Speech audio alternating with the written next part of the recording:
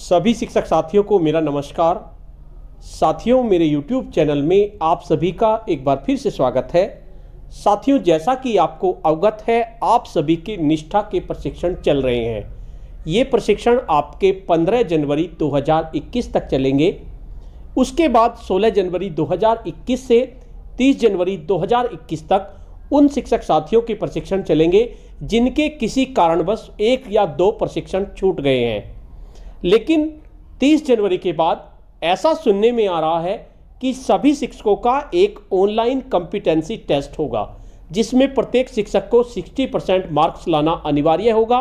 जो शिक्षक साथी इस टेस्ट में 60% मार्क्स ले आएंगे, उनको निष्ठा की तरफ से एक प्रमाण पत्र दिया जाएगा। तो साथियों, जरूरी है जितने भी हम प्रशिक्षण कर रहे हैं उनको बहुत ध्यान से करें। इसके साथ साथ प्रत्येक प्रशिक्षण के नोट्स हम बनाते चलें और प्रशिक्षण के अंतर्गत आने वाली महत्वपूर्ण प्रश्नों को भी हम नोट करते चलें। तो साथियों, आज की इस वीडियो में हम मॉड्यूल 9 गणित का शिक्षा शास्त्र के महत्वपूर्ण प्रश्नों को लेंगे, जो आगामी ऑनलाइन परीक्षा के लिए बहुत ज़्यादा उपयोगी हैं। साथियों, इन प्रश्नों को बनाने का श्रेय हमारे मध्य प्रदेश के उमरिया डिस्ट्रिक्ट के शिक्षक साथी प्रदीप त्रिपाठी जी को जाता है। इसके लिए प्रदीप त्रिपाठी जी को बहुत बहुत धन्यवाद कि उन्होंने इतने सुंदर प्रश्न बनाए और मुझे मेरे चैनल पे अपलोड करने के लिए उपलब्ध कराया। तो साथियों, चलिए जानते हैं किस तरह के प्रश्न प्रदीप त्रिपाठी जी ने बनाए हैं। वीडियो को शुरू करने से पहले मैं आपको बता देना चाहता हूं, अगर आप चाहते हैं इस तरह की इन्फॉर्मेटिव वीडियो आपको एक प्लेटफॉर्म पर मिले, तो उसके लिए मैंने इन्फॉर्मेटिव वीडियो व्हाट्सएप ग्रुप और इन्फॉर्मेटिव वीडियो टेलीग्राम ग्रुप बनाए हुआ है। आप चाहें तो मेरे ग्रुप से जुड़ सकते हैं। ग्रुप का लिंक आपको वीडियो के डिस्क्रिप्शन बॉक्स में मिल जाएगा, उस पर क्लिक करके आप मेरे ग्रुप से जुड़ सकते हैं। तो साथियों, इसके साथ साथ आप इन महत्वपूर्ण प्रश्नों के PDF को भी डाउनलोड कर सकते हैं। इसके लिए मैं PDF को गूगल ड्राइव पर डाल दूंगा पासवर्ड से प्रोटेक्टेड करके, और पासवर्ड को मैं आपको वीडियो के दौरान आपको बता दूंगा। उस पासवर्ड की मदद से आप PDF को डाउनलोड कर सकते हैं और इनको अपने पास सुरक्षित रख सकते हैं। तो साथियों, वीडियो को ध्यान से देखते रहिए, वीडियो के दौरान ही मैं आपको पासवर्ड बताऊंगा। तो चलिए जानते हैं किस तरह के प्रश्न इन्होंने बनाए हैं। कोर्स 9 के सामान्य प्रश्न। पहला प्रश्न है, कोर्स 9 का नाम क्या है? तो जो हमारा कोर्स 9 है उसका नाम है गणित का शिक्षा शास्त्र। नेक्स्ट प्रश्न है, कोर्स 9 का उद्देश्य क्या है? इस कोर्स का उद्देश्य निम्नलिखित है। नंबर 1, गणित शिक्षण की रणनीतियों से परिचित होकर बच्चों की सहभागिता शामिल कर मूल्यांकन कर पाएं तथा ELPS शिक्षण प्रणाली को लागू कर पाना, यानी कि जो ELPS का सिद्धांत है उसको आप लागू कर पाएं। गणित की प्रकृति क्या है? तो गणित की जो प्रकृति होती है वो आपकी मूर्त से अमूर्त की ओर होती है, सरल से कठिन की ओर होती है, तार्किक क्षमता का विकास और दैनिक जीवन में सहायक, ये गणित की प्रकृति होती हैं। नेक्स्ट प्रश्न है आपका, प्राथमिक स्तर पर गणित के पठन की रणनीति क्या होनी चाहिए? क्या क्या रणनीति होनी चाहिए? नंबर 1, बच्चों को क्या सिखाना है और कैसे सिखाना है, पहली रणनीति तो हमारी यही होनी चाहिए। दूसरा, शिक्षण में निरंतर सुधार करते रहें, यानी कि जितना भी हम शिक्षण कर रहे हैं उसमें हमें निरंतर सुधार करना है। नंबर 3, बच्चों का विश्वास जीतें। नंबर 4, ठोस वस्तुओं से सिखाएं। नंबर 5, ठोस के बाद चित्र फिर प्रतीकों से शिक्षण कराएं। और नंबर 6, प्रतीकों के बाद अमूर्त से ले जाकर मौखिक सवाल करें। तो ये आपकी रणनीति होनी चाहिए।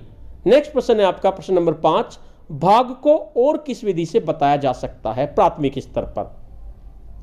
तो प्राथमिक स्तर पर आप भाग को बार बार घटाकर भी भाग की अवधारणा को समझ विकसित कर सकते हैं। जिस तरह से गुणा की अवधारणा आप बार बार जोड़ के सिखाते हैं, इसी तरह भाग को आप बार बार घटा के भी सिखा सकते हैं। नेक्स्ट प्रश्न है, एल्प्स क्या है, यानी ELPS क्या है? गणित के शिक्षण कराने का एक तरीका है ELPS। यहाँ E से हमारा मतलब है एक्सपीरियंस, L से मतलब है हमारा लैंग्वेज, P से मतलब है हमारा पिक्चर और S से मतलब है सिंबल। नेक्स्ट प्रश्न है, प्राथमिक स्तर पर गणित की किसी अवधारणा या संक्रिया को समझने के लिए सर्वप्रथम कौन सा तरीका सही होगा? इसके 3 ऑप्शन दिए गए हैं। नंबर 1, अभ्यास के प्रश्न हल कराए जाएं। दूसरा तरीका है ठोस वस्तु से समझ बनाएं और तीसरा तरीका है चित्र से पहले समझ बनाएं। तो इन तीनों तरीकों में सर्वप्रथम आपको क्या करना होगा, ठोस वस्तुओं से समझ बनानी होगी। उसके बाद नेक्स्ट प्रश्न है हमारा, किन शर्तों पर बच्चा सही मायने में जोड़ नहीं कर पाता। नंबर 1, चिन्ह का सही से ज्ञान न होने पर, इन पर भी जोड़ नहीं कर पाता। नंबर 2, अंकों की सही पहचान न होने पर। नंबर 3, स्थानीय मान की समझ न होने पर। और नंबर 4, हासिल की समझ न होने पर। इन शर्तों पर बच्चा आपका जोड़ सही मायने में नहीं कर पाता। नेक्स्ट प्रश्न है, बच्चा जोड़ क्यों नहीं लगा पा रहा है। इसके 4 ऑप्शन दिए गए हैं, आपको एक ऑप्शन चूज करना है। उसका मन नहीं लगता, खेलना पसंद है, शिक्षक की शिक्षण प्रणाली में कमी है या अन्य कारण। तो इसका मेन कारण क्या होगा, शिक्षक की शिक्षण प्रणाली में कमी है। उसके बाद नेक्स्ट प्रश्न है हमारा, किस तरीके से हम जोड़, घटाना या अन्य अवधारणा को जल्दी सिखा सकते हैं। तो अगर आपको जोड़, घटाना या अन्य अवधारणा को सिखाना है तो आपको ELPS के सिद्धांत पर कार्य करना होगा। ELPS से हमारा मतलब है एक्सपीरियंस विद रियल ऑब्जेक्ट, यानी सबसे पहले आपको रियल ऑब्जेक्ट से बच्चों को एक्सपीरियंस कराना होगा जो उसके आसपास के रियल ऑब्जेक्ट हैं। उसके बाद लैंग्वेज यूज्ड, आपको बच्चों से बातचीत करनी होगी लैंग्वेज। फिर उसके बाद पिक्चर से आपको बच्चों को समझाना होगा। उसके बाद आप सिंबल उसको बताएंगे। नेक्स्ट क्या है, प्रश्न नंबर 11, ELPS तरीका क्या है। इसमें बताया भी गया है जो मैंने अभी बताया आपको। ELPS के अंतर्गत यह बताया गया है कि सर्वप्रथम बच्चों से उनका अनुभव जाने, तो वो भी उनकी भाषा में, फिर चित्रों को दिखाकर और अंतिम में प्रतीकों पर काम कराया जाए। यानी कि ठोस, पहले नंबर पर अनुभव और चर्चा कराएंगे, दूसरे नंबर पर चित्र पर अनुभव और चर्चा, और तीसरे पर चिन्ह पर अनुभव चर्चा कराई जाएगी। नेक्स्ट है आपका PCK क्या है। गणित के ज्ञान और गणित को कैसे पढ़ाया जाए। इसके इकट्ठे ज्ञान को आमतौर पर शैक्षणिक सामग्री ज्ञान यानी PCK के रूप में जाना जाता है। यानी कि PCK का मतलब शैक्षणिक सामग्री ज्ञान। नेक्स्ट है आपका, गणित को रुचिकर बनाने की रणनीतियां क्या है। तो गणित को रुचिकर बनाने की रणनीतियों में भागीदारी, जुड़ाव, अवलोकन, परिकल्पना व सत्यापन। नंबर 5, समस्या बनाना व हल करना। नंबर 6, दृष्टिकोण एवं निरूपण। नंबर 7, संबंध बनाना। नंबर 8, तर्क करना। और नंबर 9, गणितीय संचार। यानी गणित को रुचिकर बनाने की आपकी ये रणनीतियां होनी चाहिए। साथियों, बहुत सुंदर नोट्स बनाए हैं, यानी कि बहुत सारे प्रश्नोत्तरी बनाई है प्रदीप त्रिपाठी जी ने। तो इसका पासवर्ड डिसाइड कर लेते हैं जिससे कि आपको बाद में दिक्कत ना हो। साथियों, पासवर्ड को आप ध्यान से सुने। फिर आप कहते हैं कि पासवर्ड गलत है, मैं पासवर्ड को चेक करने के बाद ही डालता हूं, क्योंकि साथियों पूरी PDF में अपने सामने नहीं रख सकता, अपने फ़ोन में नहीं रख सकता, वे सब फ़ोन की मेमोरी भर जाती है। तो इसलिए पासवर्ड को मुझे गूगल ड्राइव पर सेव करना होता है पासवर्ड से प्रोटेक्टेड करके। तो मैं इसका पासवर्ड आपको बता रहा हूँ। इसका पासवर्ड होगा कोर्स 9, COURSE,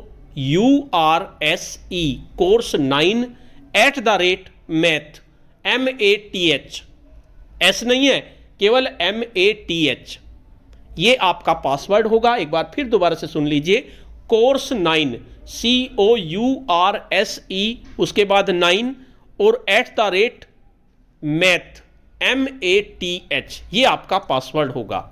इससे आप इसको डाउनलोड कर सकते हैं। नेक्स्ट प्रश्न देखते हैं, ध्यानाकर्षण शिविर में शामिल विषय क्या क्या हैं। हिंदी, गणित, पर्यावरण या सभी विषय। तो ध्यानाकर्षण में आपके सभी विषय आएंगे, हिंदी भी आएगी, गणित भी आएगी, पर्यावरण भी आएगी। नेक्स्ट प्रश्न है, ELPS में L का क्या आश्रय है।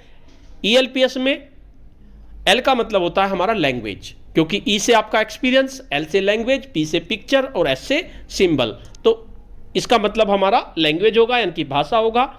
नेक्स्ट प्रश्न है हमारे सामने, गणित विषय के लिए कौन सा कथन सही है। सीखना एक चक्रीय प्रक्रिया है, गणित का सही चरण है LSRW। नहीं, ये गलत बताना है हमें, गणित विषय के लिए कौन सा कथन गलत है। तो सीखना तो चक्रीय प्रक्रिया होती है, बिल्कुल सही है। गणित का सही करण है LSRW।